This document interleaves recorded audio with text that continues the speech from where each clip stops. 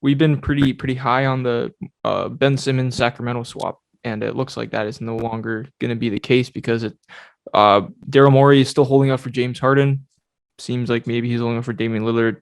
I don't think he's Yeah. going to get that, but I think we both agree that he's leaving a really good trade on the table with the Kings. But the Kings are like, you know what, we're not wasting our time on this. We're going to look for other options at the deadline. It seems like Jerami Grant is the guy they want now. So what would that mean for them? Because he's got 1 year left on his deal after this, and then what would they have to give up? Because I don't think they would have to give up like a huge amount. Well, their pick is not that good, so like they're not even in like playing contention right now, right? Yeah. So if they give like a top three protected this year pick, Mm-hmm. that could be like seventh, and that's might Yeah. be worth it for the Pistons, right? Because no Yeah. one else is going to give you no other like real bottoming out teams are really willing to trade their pick. So if you just match the cap with Bagley, you're not going to resign. Mm-hmm. Uh, throw in some other players to match the cap, and then just throw in your pick. That might be enough to get it. And then once you get him, you can play him at the power forward, play Harrison Barnes at the small forward. Then you have your young backcourt of Haliburton and Fox with a center and Holmes. That's a good starting five. Yeah, your bench needs a lot of improvement, but obviously with Buddy Hield, you could trade him and all that stuff. But it's a risk that they're willing to take, and it's a huge bust if they don't make the playoffs. But it could be a huge boom if they do actually get in there and have some Mm-hmm. excitement for their team. That's true. I question is what a top 7 pick is that really worth giving up for Jeremy Grant, a guy who's you're getting for the rest of this year and next year, but like Well, he's good. He's a good player. Don't get me wrong, but I don't really think he's going to change the fortunes of your franchise long term too much. this is it's a hopeful top seven pick for the Pistons. That's what they're hoping. They're hoping Yeah. they stay where they are, don't improve that much, you know what I mean? And they get a top seven pick. But from the Kings sides, they hope we add Jeremy Grant Yeah. and we just Yeah.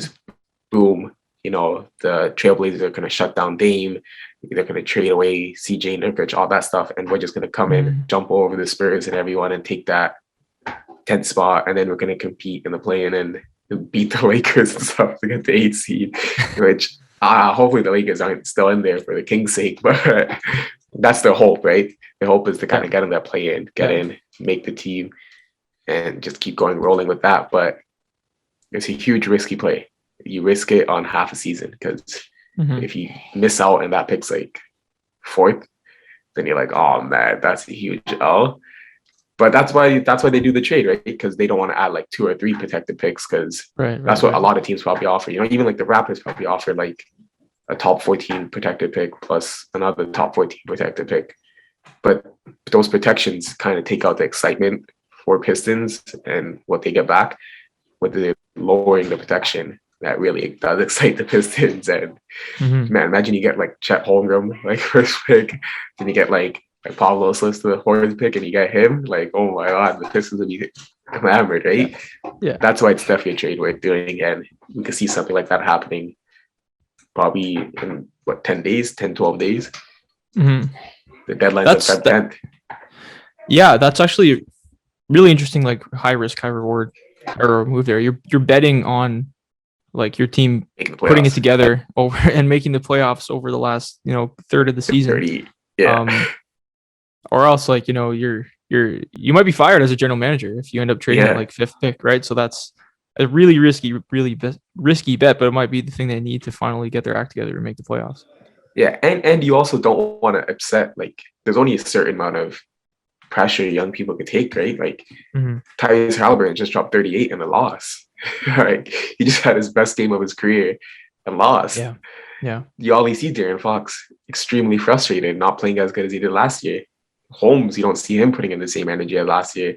Buddy Hield has been vocal about wanting to leave Sacramento for the last like 3 years, right? So bringing in someone like Grant, like all right, we can make the playoffs. We could be, like one of those fighting teams.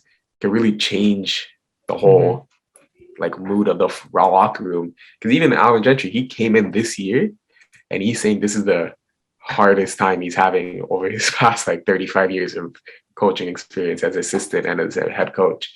So there's just so much trauma with the organization that sometimes you just have to make those risks.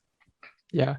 Yeah, wow. And just basketball, pure basketball wise, I actually think the Kings, a team like the Kings, is kind of the perfect spot for Grant because he's not, no disrespect, but he's not good enough to be the best player on the team like he is in Detroit, and he's too good to be Nuggets Jerami Grant, where he was like the fourth, fifth best player on the team, right? So somewhere a happy medium where like sometimes he's the guy leading the team, but like most of the time it's going to be Aaron Fox, but Hield and so on. I think a situation like that is probably perfect for him. Thanks for watching. Subscribe here so you never miss the best clips from Stretch the Floor. Hit the links in the description below to find us on all podcast platforms, and follow us on Instagram.